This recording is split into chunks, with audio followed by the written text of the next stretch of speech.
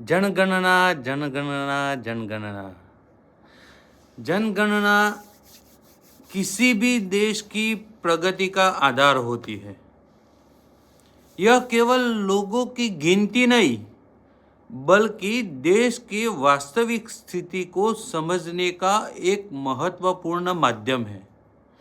जनगणना से सरकार को यह जानकारी मिलती है कि देश में कितने लोग रहते हैं, उनकी शिक्षा, रोजगार, भाषा, रहने की स्थिति और आवश्यकताएं क्या है।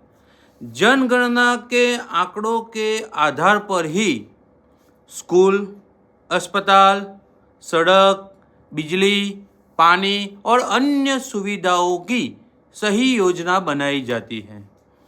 इससे गरीब और जरूरतमंद लोगों तक सरकारी योजनाओं का लाभ पहुंचाना आसान होता है।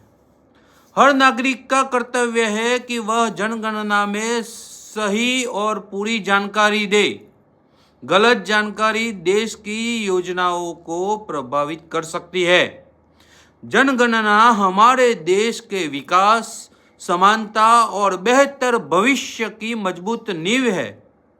आइए हम सभी जागरूक नागरिक बने और जनगणना को सफल बनाने में अपना योगदान दें। सही जनगणना मजबूत राष्ट्र की पहचान है। तो आप सभी से निवेदन है कि आप सब जनगणना के कर्मचारी को सहयोग दें, ऐसी आशा है। जय हिंद, जय भारत, वंदे मातरम।